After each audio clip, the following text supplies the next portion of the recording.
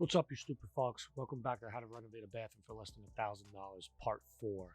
Quick recap, we did the tile and we grouted, we put the faucet in, we put the vanity in, we painted the light fixture. Pretty much it, so let's get to it.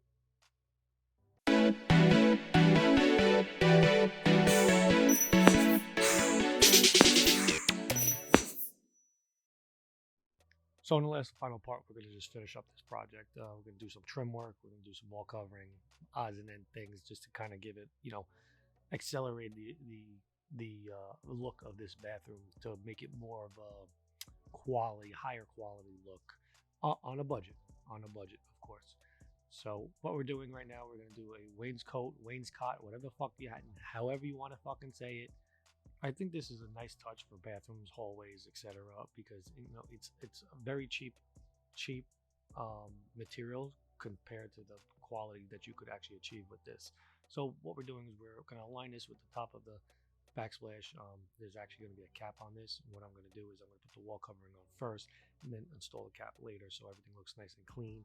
There's no white showing through. So right now what we're doing is we're installing the base molding and we're installing, I guess you can call it the chair rail part. Now what I did was I used actually PVC for the floor and I used PVC next to the shower area. Everything else is wood.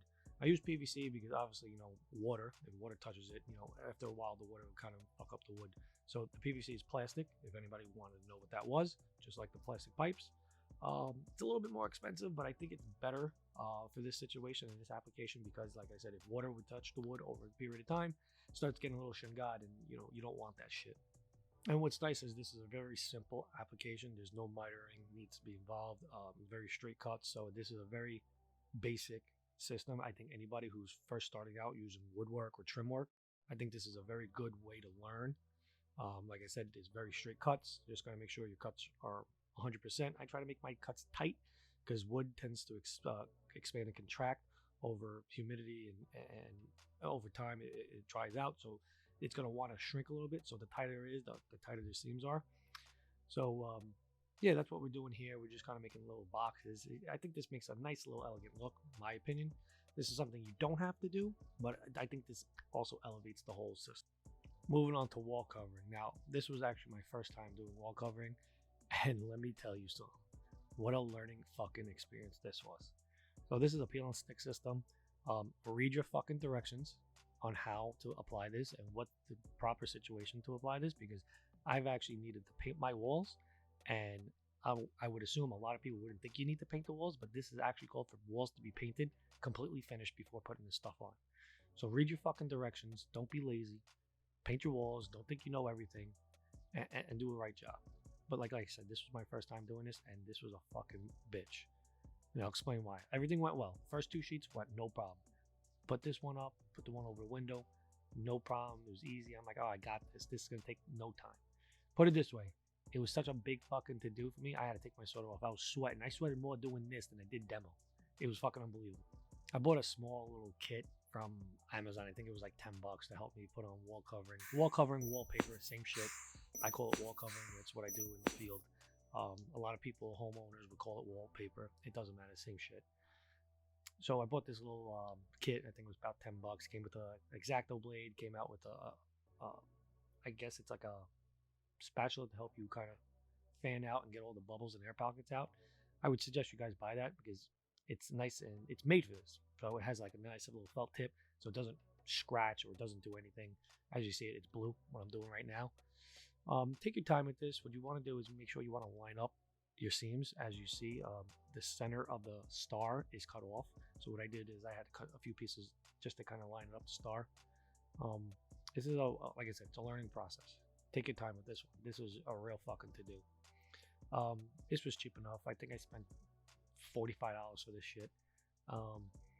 So it's cheap, but also you want it to make it look, you want to do it right. You don't want to fucking half-ass it. And as you see my face, you can tell I was really fucking annoyed about this.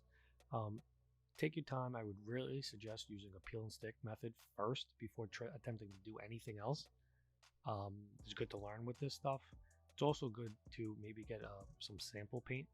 What I did is I took a sample of this wall covering and brought it to Home Depot, and they did something called spot check. So you spot check the actual color, and they can make you a small little sample of the exact color of the green. So what I did was I brought that. I actually had a little fuck up, and I just dabbed it, dabbed the wall with a little bit of green paint where the white was showing through. You couldn't even see anything. So that's a good little tip, just to remember. So this is where my fucking problem started, at the corner. So typically you're supposed to wrap the corner with wall covering. Well, this was about 9:30 at night on a weekday.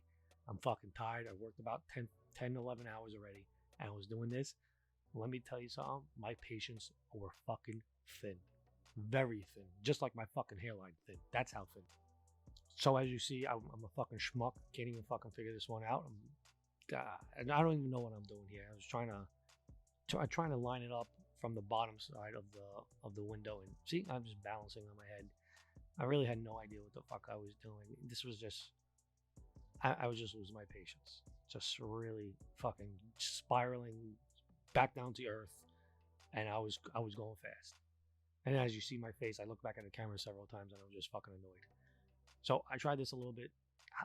I thought at some point I had it, but I standed corrected at that point. As you see, I don't know what the fuck I'm doing. I started from the bottom. Now I'm starting from the top. This was really fucking annoying. But this is also good. This is called learning. If you don't know what you're doing, just try it, look it up, research it, call a friend. It's called learning. So, I always suggest anybody just try it, at least try it. This is something that's not, doesn't break the bank. It doesn't hurt anything. It doesn't hurt anybody. So just do it. Try your best at it. And if it doesn't work out, you could always call somebody to fucking do it. Like me. And I'll charge you for it. And that was also an annoying thing too, trying to get the back off this. You usually took my knife to try to peel it. So one more attempt at this. And, I actually slow it down a little bit because I want you to show you how fucked up I fucked up here. I actually had them actually stick. So the back, once you took the paper off, they stick to each other. So I'm trying to pull it apart, and this is where it really goes downhill real fast. I fucking, whatever. Oh, I can get this off, no problem. I tried pulling it, and I ripped it. So at this point, I just kind of gave up, and I'm starting, just do what I needed to do. Put it that way. We'll leave it like that. So we're just going to finish this up real quick. I think I bored you enough on how to put on wall covering. Obviously, I have no idea what I'm doing. This was like a, trial and error. I definitely trialed, and I did error. So we'll move on real quick with this. I just want to end on a good note. This one went up very, very easy for me. So I just want to show this, got to end on a positive note for everybody. Positivity always, makes you at least want to attempt it again, especially when you look back at it and saw how many things you fucked up on and how many things you would do different. So I'm going to throw this piece up right now, and then we'll move forward. I'm not going to show you how I did everything. And once again, this was about 4 feet from the ceiling down. We're going to put a chair rail cap on top. So it's going to look nice. So I'm going to let this play out for a little bit longer, and then we'll move forward.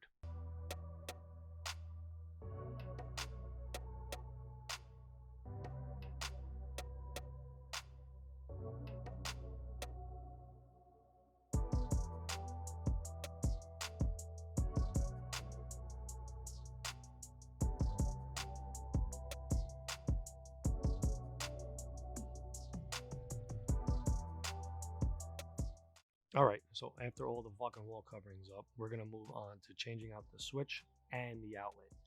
So you don't have to do this, but I'm an architect, been an architect for about 10 years, been pretty much a designer my whole entire life. So I'm very, very on the aesthetics of how things look. So I actually decided to buy gold outlets and gold switches. They're a little pricey. I think I paid $15 a pop with covers, which, it's not the worst, but it's, if you can get them for $1, it's different. So we changed these out. I figured the gold would look nice on a green and gold wall covering. My mother thought I was fucking crazy. She was like, you should have just left it. But after she looked back on it, she agreed with me that I was right. I pat myself on the back for that one because, every time somebody says I'm right, just listen to me. I know what I'm talking about. So when you do the electrical, make sure you are very safe. I would highly suggest shutting off the power. I would also highly suggest is working with one wire at a time. I would take one off and I would attach it to the new switch. And I would go very slow at a time. So the way electricity works is if you were to touch both wires at the same exact time, you're going to create an arc, spark, or shock. So always touch one wire at a time. And also, it's very good to wrap all the exposed wiring with electrical tape, just in case somebody needs to get into that box. You don't cause any problems. And let me tell you something: if you need an electrician, call an electrician if you don't feel comfortable. This is something that you do not fuck around with. This is actually worse than plumbing. All right, so call somebody. Don't try to be a hero to save a few dollars. It's not worth it. Call somebody. It would be, I'm telling you, beneficial for you. So we got the outlet in. Now we're going to put the cover on. This is a concealed screw cover. It looks actually very sleek. You know, you put like a little back plate on, screw that in, and then the cover plate just kind of attaches to it, just like that. See? After we're going to put on the hardware for the Vanity. This is not the right color, but this is the closest one I found. And remember, I got to stay in budget. So I bought these, and they're not bad. You know, no one's ever going to realize it. So threw these bad boys on, called it a day. And that's it with construction. So after, we're just going to throw some nice little decor up, some pictures, my mirror, you know, some bathroom shit that we usually have, you know, a garbage can, all that other garbage. I'll get it, garbage. And that was pretty much it. So like total construction of part 4 was about $173, and total price would bring you, ready for this? Drum roll, please. $986 for this whole bathroom renovation. And obviously there was a few dollars more for you know, the mirror and stuff like that, but this is just construction. So hope you like this, and stay tuned. I'm going to be doing more videos of fix your fucking house. Stay tuned for the next one. Thanks, guys.